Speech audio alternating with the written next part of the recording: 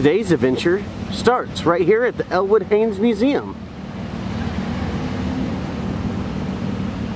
Come with me for a great adventure. Come on, come on.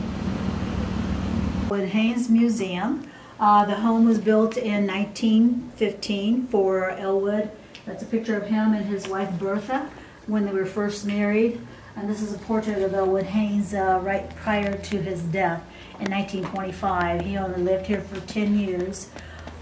He got really sick from influenza, passed away upstairs in the master bedroom from a heart attack. He just could not get well and eventually died upstairs. But the costumes you see on the mannequins is costumes that she wore while she was alive.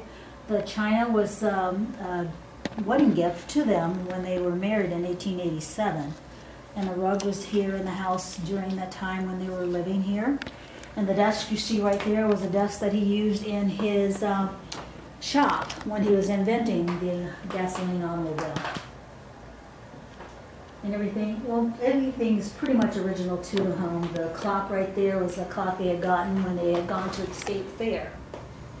And the furnishings you see there, the bureau there is built into the wall there, and the side cupboards are built into the wall as well. So the house is in pretty good condition for the time that it was built. As I said, Elwood only lived here for 10 years.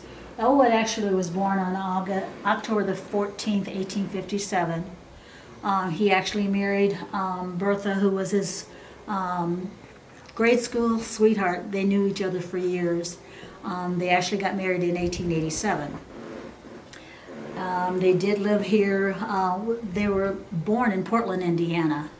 He actually came this way because of the natural gas boom that they had during that time. They found natural gas up by Portland as well, up in the Chicago area, and then in Greentown and Kokomo. So he traveled quite a bit, for that.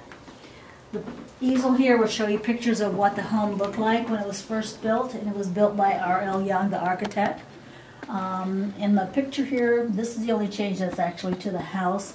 There was a door on the wall over there, but Elwood had that door taken away because he said it was too distracting when people came into the home, because that room back there was his office, and it was distracting for him to have everybody coming in and out, so he just took the door away and had it put over there to the side. If you want to go in the office there is the actual desk that he used while he was alive in his office, and a nice wooden sturdy desk. It's still being, as I said, being used by my supervisor today. Okay. The booklet that I gave you will give you different information about the showcases that we show here in this living room area. This one here is about his early days. You'll see a picture of Elwood when he was just a little boy, and a picture of what the town in Portland, Indiana looked like when he was born, and it was mostly woods, and he was out there quite a bit exploring, knowing, identifying plants and animals and everything like that. He was just an outdoors person like me, wanting to build things and just see how things worked. When he was 15 years old, he built that blast furnace you see right there. He wanted to see how metals would melt, so he just got parts that he could find, and he built that with the help of his friends. As I said, he was only 15 at that time. He did go to elementary school until 8th grade. They did not have a high school in Portland, Indiana, so he did not actually go to high school until he was 19 years old. He did 2 years of high school, then went on to Worcester Polytechnical Institute, studied 4 years and 3 years, and then went to Johns Hopkins for a year studying further in chemistry and biology. He was just a brainiac, had a lot of information going on in that head of his, and a lot of things that he wanted to do. In his travels for the natural gas companies, it was very physical for him and for the horses. So he was always trying to think of what can I do that's going to make it easier on me and on the horse for that matter. It took him days to get from one place to another, and that's when he came up with the concept about the automobile. And this is actually Elwood right there on the Pioneer, the 1894 Pioneer that he built with the help of the Apperson brothers. It's currently in the Smithsonian Institute in Washington, D.C. He wanted You know, they were manufacturing cars, but he did not really want to give this up. He didn't want to just give it away, so he gave it to the museum because his was originally the first actually successful gasoline-powered automobile. There were others that were trying to do that, but his was the first one that actually ran by gasoline and was successful. He ran in 18... Now, is this the same car that he would have taken... down Pumpkin Vine Pike. Pumpkin Vine Pike? Okay. Right. He built it, and they had to pull it by horse from this home here down Pumpkin Vine Pike. Do you know where Glory Road is? Yeah. Okay, that's where he actually started the car up, and he drove it for a couple miles. It went about 7 miles per hour. He turned it around, you know, and came back into town, all the way back into town with it. Okay. So he drove the opposite way of the other sign, because there's another sign up by 31 that basically says the same thing as the sign in front of the church right there on Goya Road. So he went the other way instead of towards 31. He went the opposite direction. Yeah. Okay. Yeah. So that sign there is where he actually started the car. Okay. And drove out, and then, like I said, he turned around and came all the way back into town. Okay. From that point. So that might be what the second sign is for. That might have been where he ended then. I guess right there. Because they do have an enactment. They did that about, I think, last month, where some of the antique cars came through town, came down Pumpkin Vine Pike, the way he traveled with Pioneer. Okay. So he had the concept and the idea for it, but he had to have the help of the Apperson brothers, Edgar and Elmer Apperson, to build it. He paid them 40 cents an hour to help him build the machine. They had a machine shop here in Kokomo, and so they were instrumental in building the actual car.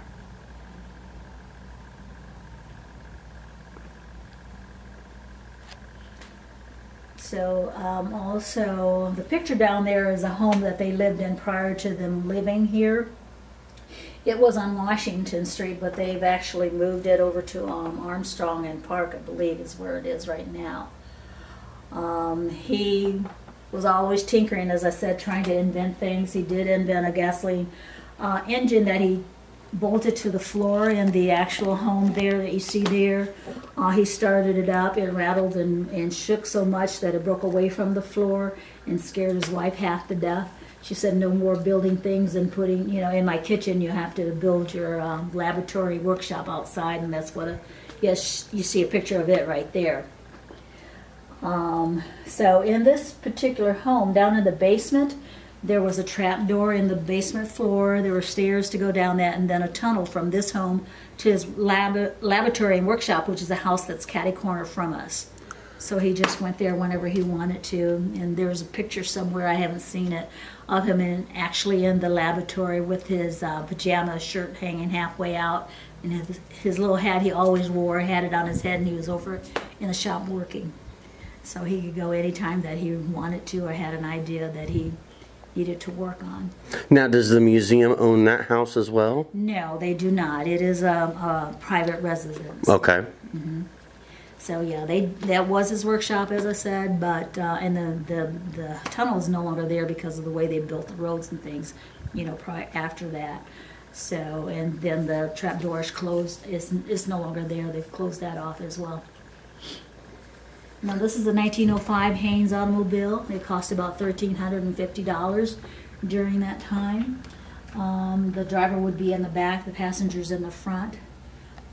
So it's come a long way from what you see actually there to what you see there. Those were bicycle tires. Now we've got the actual rubber tires, but the spokes are kind of different there with the wooden spokes and everything. So that's just one. The Haynes Apperson Automobile Company manufactured cars until 1925. After that, they did go bankrupt. And it was called Haynes Apperson Automobile Company. Haynes brothers were working with Elwood, but the Haynes broke away eventually and had their own automobile company, and they manufactured cars called the Jackrabbit. That's why you have the Jackrabbit Stadium out downtown, And then they just put a new statue up of the Apperson brothers in front of the stadium, and this was done last month. Okay. Now, has the museum or whoever takes care of the museum and stuff like that, have they ever thought about purchasing the other home? I don't think so. I've not heard of anything about them wanting to purchase the other home over there. You know, I'm pretty sure, you know, there was a lot of remodeling done in order to, Right. as a private residence and everything. So no, not that I know of. But I've only been here for a short while, so Okay. I don't think so. It's enough. Because the home actually was used by Delco for a while for their general manager, and the kids, they grew up and moved away. The home was actually purchased back in 1965 by Bernice, his daughter. She was married to Glenn Hillis, and then they bought the house back in 1965, and then 1967 they opened it up as a museum, you know, to showcase Elwood's works. Now this is what the plant looked like in 1920, the Haynes Apperson Automobile Company. All of the buildings you see there were, you know, used during that production time. Unfortunately, there's only 2 buildings that are still standing. What you see up there is the employees that worked for the company. There were quite a few of them that were employed. Manufacturing the hubcaps, the key fobs and things like that as well.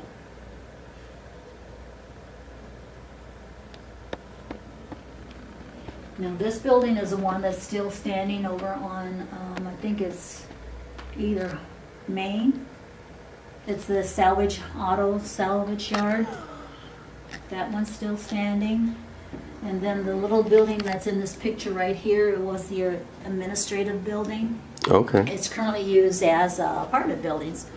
Across from the Federal Credit Union that's on Union Street.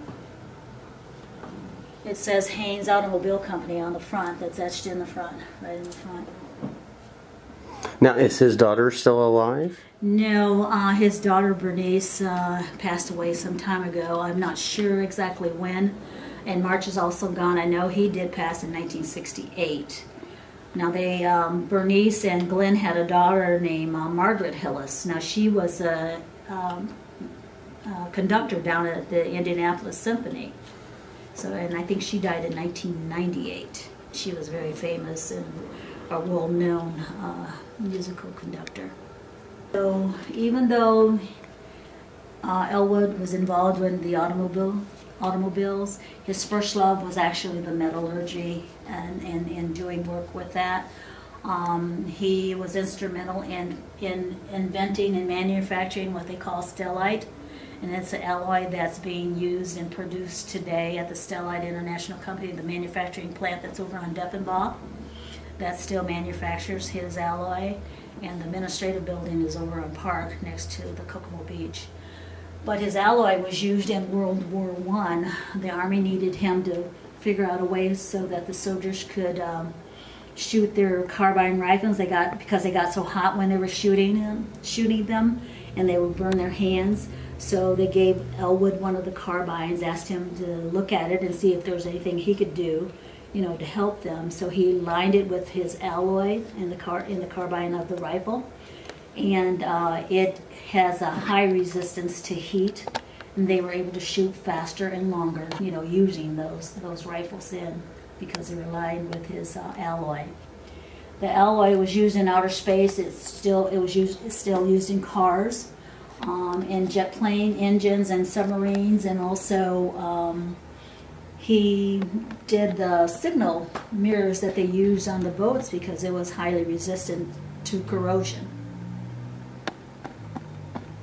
And he did invent or use it for some of the medical instruments that were used during that time.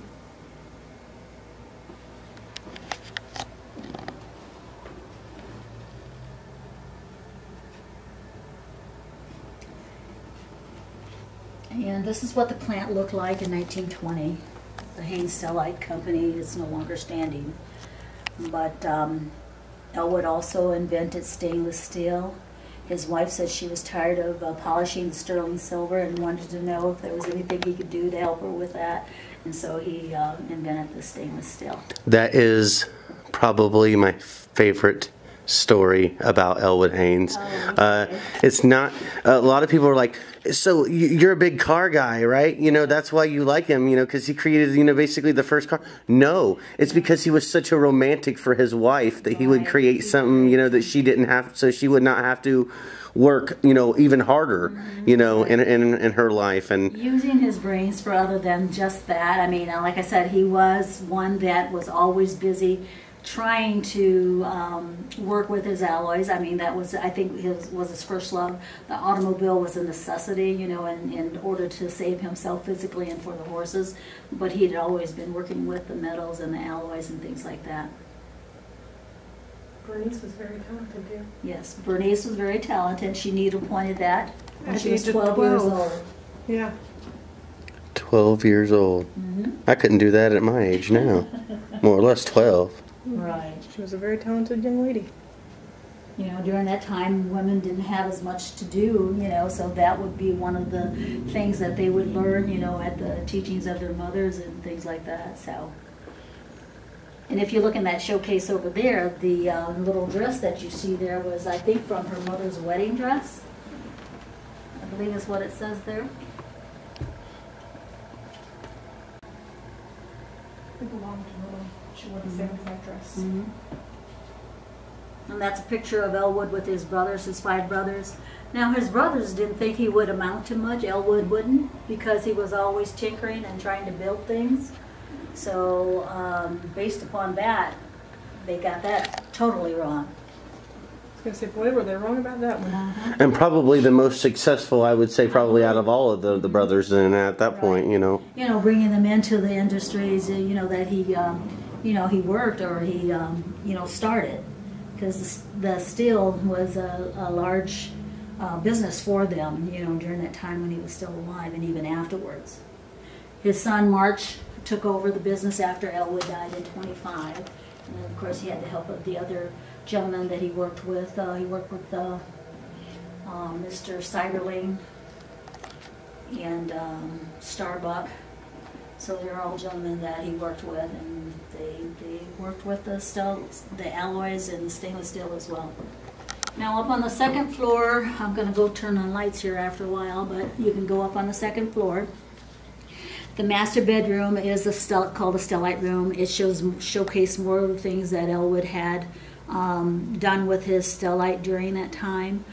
Showing there's a big concave mirror up there that he used his alloy on, you know, for the submarines and things like that, and other things that his alloy was used in. We have the Kingston room, which showcases the works and things that were manufactured by Kingston Products, because they're one of the first companies that came to Kokomo. There's also the Apperson room, which gives more information about the Apperson brothers and some of the things that they were involved in their manufacturing. And then, of course, you've got the Delco Chrysler room, because Delco and Chrysler are major manufacturers here in Kokomo. So you've got those rooms to look at the different things that we have displayed up there. There is a third floor, but it's closed off. It was the housing of the housekeeper nanny. She had her own living room, dining, you know, bedroom, kitchen, bathroom, and everything up there. And Bernice, when she was about 12 years old, she talked her father into letting her stay up there and having that whole area for her own use. After you're done perusing the museum, you can stop by this small mini gift shop and buy some of their wonderful gifts.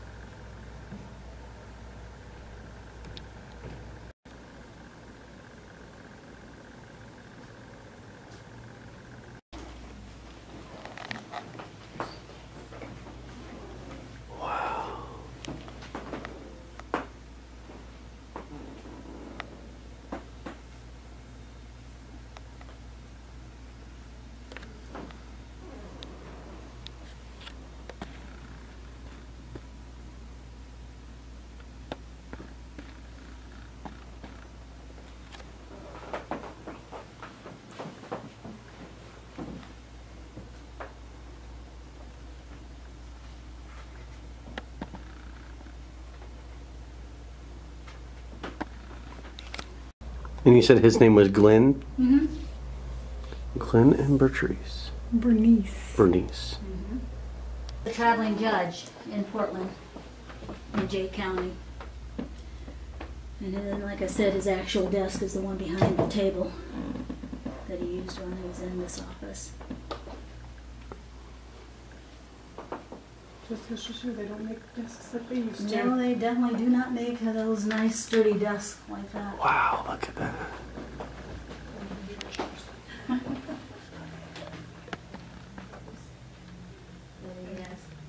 Things that were happening during the time, different cars and people that manufacture or rode in the cars. He was a friend to Mr. DuPont, glass person, glass factory manufacturer. So if you have any questions, let me know, all right? All right, thank you. You're welcome.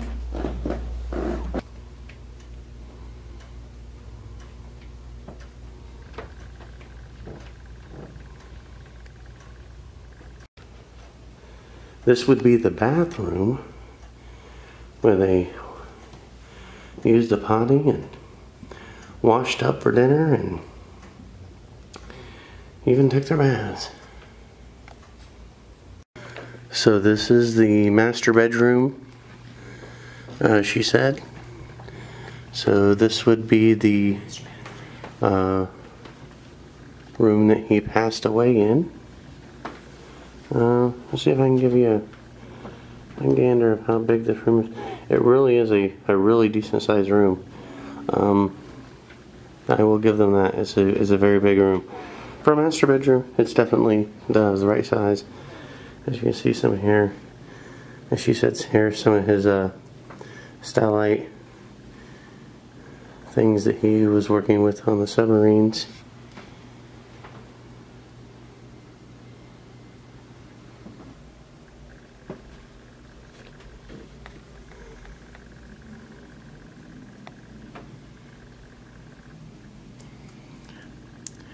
You see this says these were early motor gloves and a gift of Reverend R. Green, pastor 1978 to 79.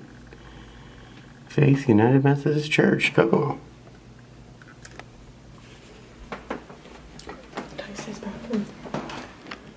This would have been the master bath. It would have been where he bathed. Took his potty, washed up, and you're seeing pretty much the whole bathroom for the most part. What I can show you in one frame, and it's a nice sized bathroom. It's, bigger than my bathroom, so that's for sure.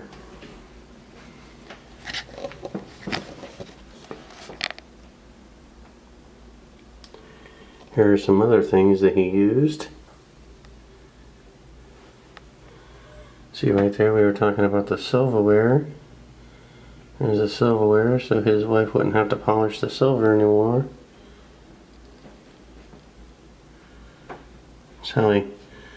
That's why we have stainless steel silverware to this day. And this would have been the view that he had looking out of his window. And that is the house across the street that is now a private residence.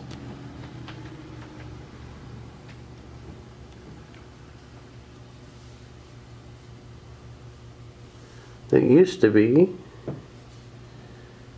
his workshop.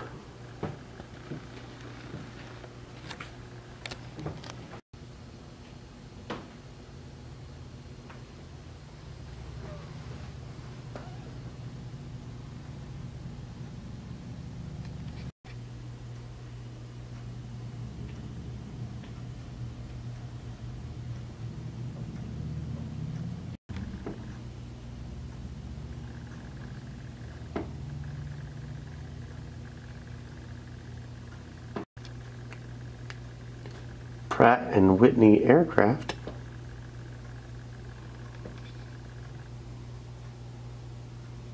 Advanced turbofan.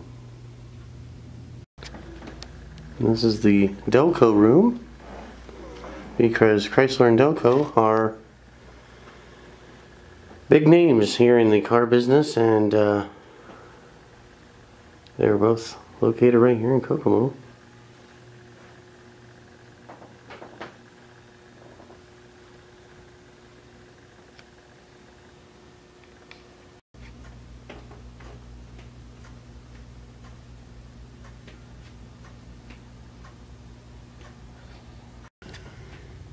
This dresser was used by the Elwood Haynes family.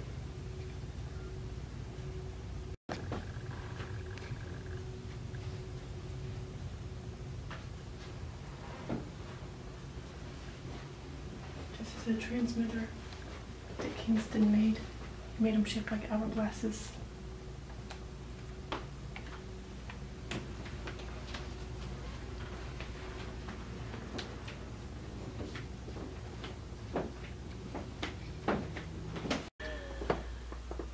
We are now entering the Apperson room. This is for the Apperson brothers, who helped Elwood Haynes build his first car.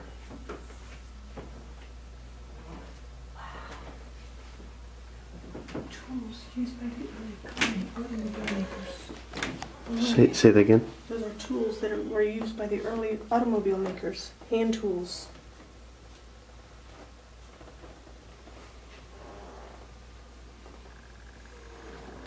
Times have definitely changed. Look at these big, beautiful cars. Definitely old looking, but gorgeous nonetheless.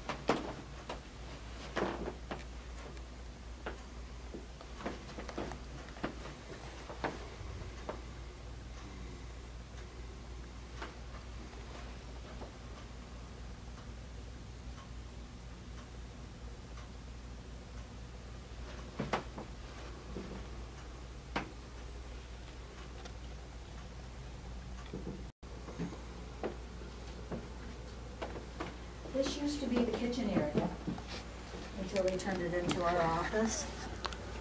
And the back staircase, of course, went upstairs for the housekeeper and from this area. I always wondered what the second staircase was for. I was like, that's kind of odd that they had two. I was like, but Right, you got your obviously one for staircase. the regular people, one for the housekeeper. Right, or the kids, you know. Right. For that matter. As we have Elwood's safe that he had in his workshop. They had it at the Auto Museum, but it's been closed now, the Auto Museum has. So they brought it over here. But it's about 1,000 pounds, and so once they got it in, it's here. Now, do you know what they're going to do with all the cars and the things that were at the Auto Museum? Well, they're going to rebuild and reopen Okay. the museum downtown. They're building a big old convention center. And there's going to be a big old hotel, a Hilton Garden Inn, I think it is. The Auto Museum is supposed to be a part of that as well, and other conference areas. So it's coming back. But, Okay. I'm not sure what they did with all the automobiles. Okay. These have always been here in the garage. This is your jackrabbit here, and I think this belonged to one of the Hillis, Bright Hillis maybe, and Harry the Roadster here. The 1923 Haynes Model 77, it says here. Blue Ribbon Speedster. This is the 1924 Haynes. Okay, it was donated by Elwood Haynes Bud Hillis. That's what it says on the sign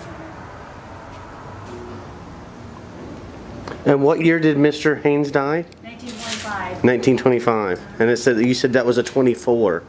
So that was right there towards the end then. Right, the last cars were produced in 1925. even though the Albertsons had their own automobile company, they went out of production as well about the same time, 1925. Because at that time... Do you think that they just couldn't do it without him? No, they were more customized in building their cars, not the production line stuff like Ford was doing and things like that. And as I said, it was more or less a sideline for him. So I don't think that they could compete with others that were building at that time. And as I said, his interests were more in the alloys and the metallurgy side of the business. So I don't know for sure why they did go, you know, bankrupt, but it was in, I guess at that time, their best interests. Right. That is a big safe. Yeah, it's not going anywhere. It's over 1,000 pounds. Look at that. You have a small child in there. Yeah, it would be bad news for that small child. Right? Like, I ain't getting out of that. Honey, that almost just tells me. Right? I fit you in there. Yeah, they actually, when they brought it over here, it was comical watching them trying to get it in here, because it's, like I said, over 1,000 pounds. They had to use a truck and actually push it in here, bag it in there. But because the wheels don't turn like you would normally see wheels on something, it's one direction only. Now I'm gonna have to listen hard. There's not really a lot of room in there, though. You know. Yeah, there's not a lot of room. I think there's less room in the front seat than there is today. But the back seat's probably about the same, if maybe. It says it looks like there's more leg room in the back. Yeah, there's definitely more leg room, it looks like, in the back now than, you know, That's than... what I would be going for, you know, the leg room in the back.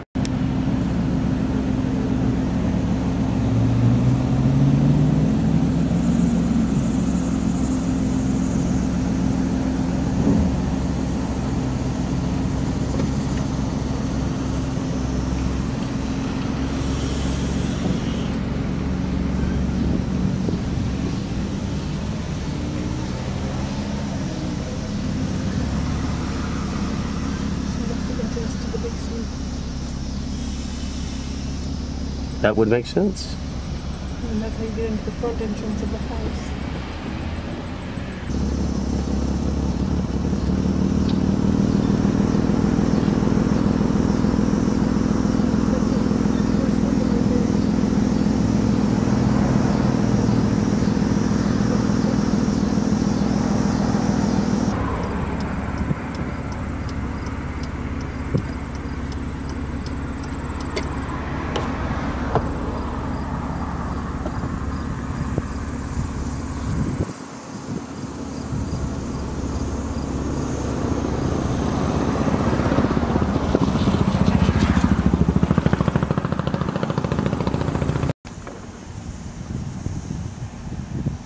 And this would be the other Haynes Automobile Company building that is actually still standing.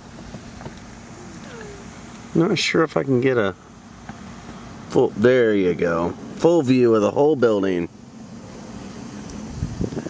Right there, Haynes Automobile Company. And she, the lady said that this is now being used as apartments. It's called Haynes Place Apartments. Haynes Place Apartments.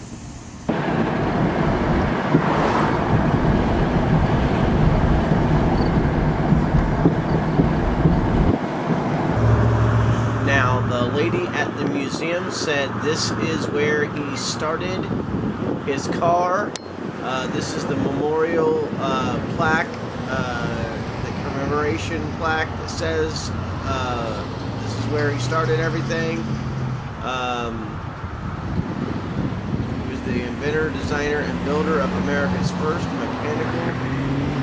mechanically successful automobile in the year 1893. Right, so it all started right here. And, well, we're going to take you on that tour now, or a little bit. So at this intersection is where he would have started his car. He would have been traveling the same direction that we are traveling now.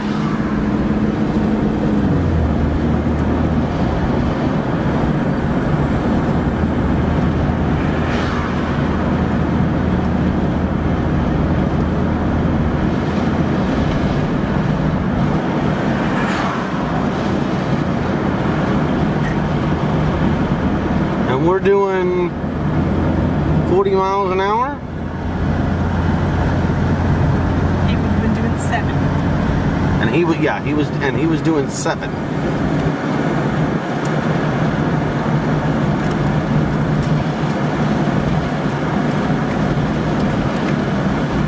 Well, if you can only imagine going 7 miles an hour, that's not very fast. That's for sure. But I do believe that is going to do it for us here today. As always, this is the Top Vloggers. I am High and Mighty Joe, hanging with the lovely Cat. We have enjoyed bringing this vlog to you. We hope that you enjoyed this vlog. Let us know in the comments below what's your favorite car, and if you enjoyed this vlog. Like I said, I definitely enjoyed this vlog. For me, it's not always about necessarily what they do, but who they are as a human being. And I feel like Elwood Haynes was a good human being, and I think that's what sticks out in my mind the most. When I go back and I think about all the things that I learned today, I think about the fact that he was just a great human being. Don't forget, you can join us on all of the social media accounts. We are also, if you would like to help support us and keep us going, we are on patreon.com/thetopvloggers. And until next time, Top Vloggers.